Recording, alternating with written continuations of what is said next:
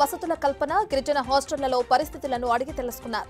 మంత్రి గుమ్మడి సంధ్యారాణి, ఉన్నతాధికారులు హాజరయ్యారు. మరోవైపు గంజాయి కట్టడి అంశంపై సీఎం చర్చించారు. యూటర్న్ సీఎంగా చంద్రబాబు గిన్నిస్ బుక్ రికార్డుకెక్కుతారని మాజీ మంత్రి వైఎస్ఆర్సీపీ నేత అంబటి రాంబాబు ఎద్దేవా చేశారు. తాడేపల్లిలోని వైఎస్ఆర్సీపీ ప్రధాన కార్యాలయంలో మాట్లాడిన ఆయన, అధికారంలోకి వచ్చి 2 నెలలు కాకముందే చంద్రబాబు అనేక విషయాలలో యూటర్న్ తీసుకున్నారన్నారు. కూటమి ప్రభుత్వం ప్రకటించిన సూపర్ 6 చీటింగ్ అని ముందే చెప్పామన్నారు అంబటి.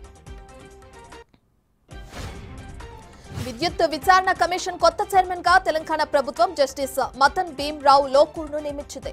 గతంలో పవర్ కమిషన్ కు చైర్మన్ గా వ్యవహరించిన జస్టిస్ నరసింహారెడ్డి సుప్రీంకోర్టు ఆదేశాలతో ఇటీవలే ఆ స్థానం నుంచి తప్పుకున్నారు.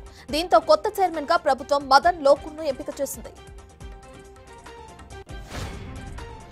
ఆయుష్మాన్ భారత్ కార్డులు ప్రతి ఒక్కరూ తీసుకోవాలన్న కేంద్ర మంత్రి పెమ్మసాని వ్యాఖ్యలపై ఏపీ కాంగ్రెస్ చీఫ్ షర్మిల స్పందించారు. ఆయన వ్యాఖ్యలు చూస్తే ఆరోగ్యశ్రీని నిలిపివేసే ఆలోచనే కూటమి సర్కార్కు ఉన్నట్లు కనిపిస్తుందన్నారు. ఆరోగ్యశ్రీ వైఎస్ఆర్ ప్రవేశపెట్టిన అద్భుత పథకమని చెప్పారు. ఆరోగ్యశ్రీపై వెంటనే ఏపీ సర్కార్ క్లారిటీ ఇవ్వాలని డిమాండ్ చేశారు ఆమె. కాంగ్రెస్ పార్టీ రాష్ట్ర నాయకులు గుప్తా అమిత్ రెడ్డి మంచి మనసు చాటుకున్నారు. నల్గొండ చిట్యాల మండలం ఉరుమట్ల గ్రామానికి చెందిన విద్యార్థినికి అక్షితారెడ్డి ఇంజనీరింగ్ ఫీజు కట్టేందుకు సహాయం చేశారు. 50,000 రూపాయల చెక్కును ఆమెకు అందజేశారు. కార్యక్రమంలో కాంగ్రెస్ పార్టీ నాయకులు మన్నే నరసింహారెడ్డి, సయ్యద్ పాషా పాల్గొన్నారు. తెలంగాణ నయాగరాగా పేరు పొందిన బొగతా జలపాతం జలకళలను సంతరించుకుంది. ఎగువన కురుస్తున్న వానలతో వాగులు, వంకలు పొంగిపొర్లుతున్నాయి. దీంతో ములుగు జిల్లా వాచేడు మండలం చీకుపల్లిలో ఉన్న బొగతా జలపాతానికి వరద పోటెత్తింది.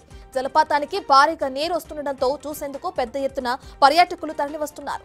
ఉధృతి ఎక్కువ ఉండటంతో అధికారులు అనుమతి నిలిపివేశారు. కులగణన అంశం పార్లమెంటును కుదిపేసింది. దేశవ్యాప్తంగా కులగణన జరపాలని రాహుల్ గాంధీ డిమాండ్ చేశారు. దీనిపై బీజేపీ ఎంపీ అనురాగ్ ఠాకూర్ వివాదాస్పద వ్యాఖ్యలు చేశారు. తన కులమేంటో తెలియని వాళ్లు కులగణన అడుగుతున్నారని అన్నారు. దీంతో సభలో గందరగోళం నెలకొంది. దీనికి కౌంటర్ ఇచ్చిన రాహుల్, అణగారిన వారి తరపున మాట్లాడితే అవమానించడం బీజేపీకి అలవాటే అన్నారు. కేరళ వైనాడులో వరదల వల్ల కొండ చర్యలు విరిగిపడిన దుర్ఘటనలో ఇప్పటివరకు దాదాపు 107 మందికి పైగా మరణించారు.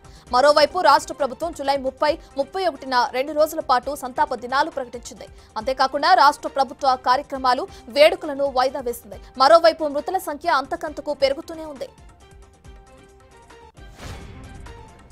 భారత మహిళా షూటర్ మను బ్రాకర్ ఒలింపిక్స్ లో అరుదైన రికార్డు సృష్టించింది. 10 మీటర్ల ఎయిర్ పిస్టల్ మిక్స్డ్ లో సరబ్జోత్ లో కలిసి కాంస్య పతకం సాధించింది. దీంతో స్వాతంత్ర్యం తర్వాత ఒక్క ఒలింపిక్స్ లో 2 పతకాలు సాధించిన అథ్లెట్ గా మను భాకర్ రికార్డు క్రియేట్ చేసింది. ఇప్పటికే వ్యక్తిగత విభాగంలో మను కాంస్య పతకం సాధించింది.